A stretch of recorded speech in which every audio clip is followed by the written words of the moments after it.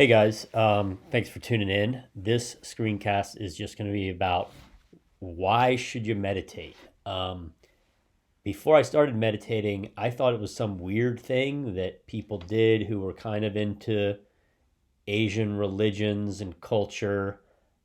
Seemed kind of far out there. I've been doing it for like 10 years. It's not really far out there at all. So I wanted to tell you a little bit about why meditation might be a good thing to do for this project. If it's not, that's fine. But if you're curious, here's some thoughts I have.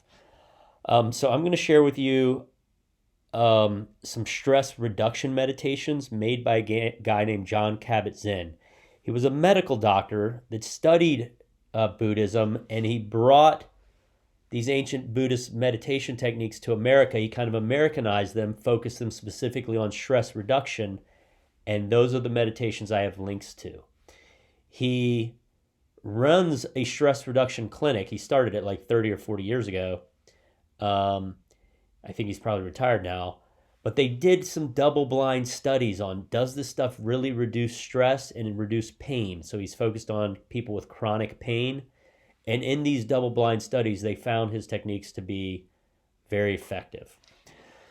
So this is not going to be some religious thing. You're not going to become a Buddhist. You can still practice your own religion. It's not a violation of any religion. This is an Americanized version that focuses on reducing stress and chronic pain and promoting mental health. Okay, so one of the things that'll reduce stress, that's the focus. Another one that might happen when you do this, you're going to learn to focus your attention better when you're not meditating. So there's something called mindfulness, which is a big thing in psychology for a couple of decades now. It's trying to teach you to be in the present moment and be aware of the world around you in a more useful way than most of us are. Most of us are kind of zoning out here and there. So we're going to learn to focus your attention.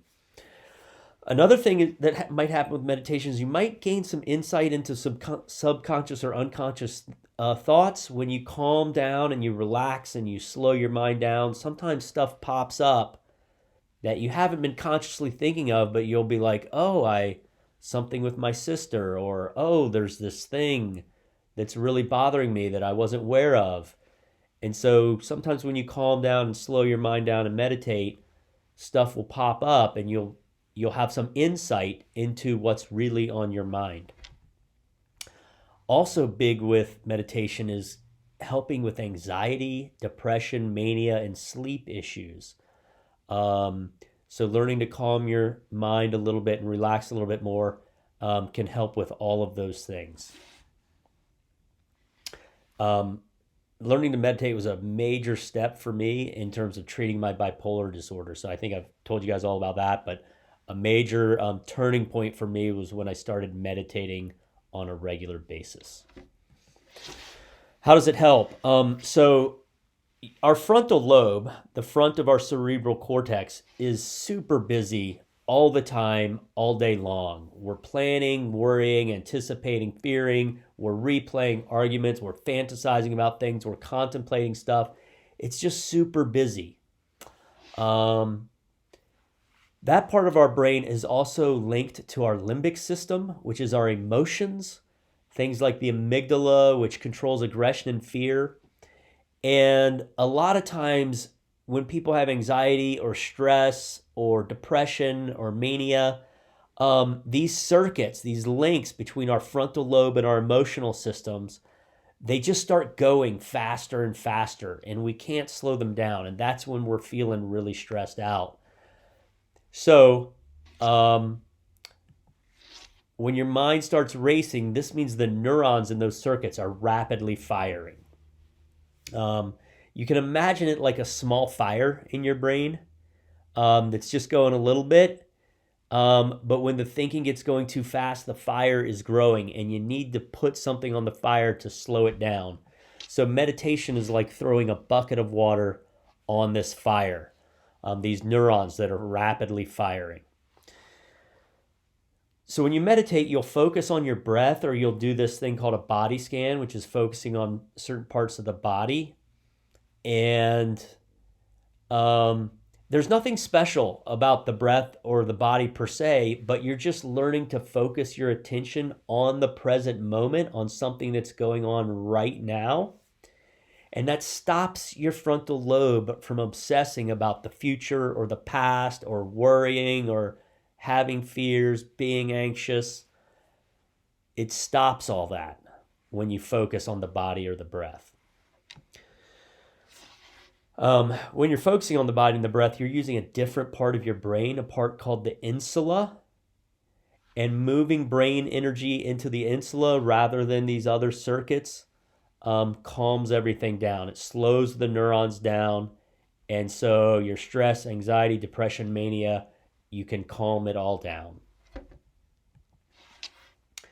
When should you meditate? You can do it in the morning, at night, whenever. I personally like it late afternoon or evening. I really kind of like it in the evening after my brain's been revved up all day and it's stuff is going on and I'm thinking about a lot of stuff.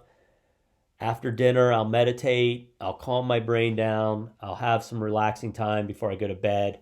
And then it really helps me sleep. But you can do it whenever. Okay, which meditations and how often? What kind of schedule do you do this on? So John Kabat-Zinn says you can do it as much or as little as you want, once a week, every couple days. But what he does at his stress reduction clinic, I've copied and pasted his description right here. It mentions 4 different meditations. I have links to 3 of them.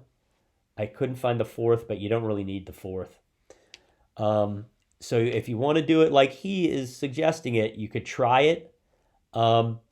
If you have issues with anxiety, depression, any other sort of mental health issues, and you have time over this long break that we have, might be worth checking this out and doing his whole program. But if you're just doing my project, you don't need to do this whole program. You can just do it. I think I said to do it 2 or 3 times a week. Just check the assignment for exactly what I said. Okay, results. What's it going to feel like? You're not going to have some special aha moment when you meditate once or twice a week. You will feel somewhat relaxed, but it takes 2 to 3 weeks to really start relaxing and really start rewiring those circuits. So that frontal lobe limbic system connection, if you want to try to reduce your anxiety in any lasting way, reduce your stress in a lasting, meaningful way, then you need to meditate a lot. And you need to, after 2 or 3 weeks, you'll start to notice a subtle change. And the longer you do it, the more you'll notice your ability to relax and reduce your stress and anxiety. Okay, I already mentioned other things might pop into your mind. Paying attention to thoughts that pop into your mind when you're meditating. They could give you some insight into yourself. Okay, so those are my tips on meditating. Try it if you want. I'm just suggesting this because we have this extended period of time where we're out of school. I know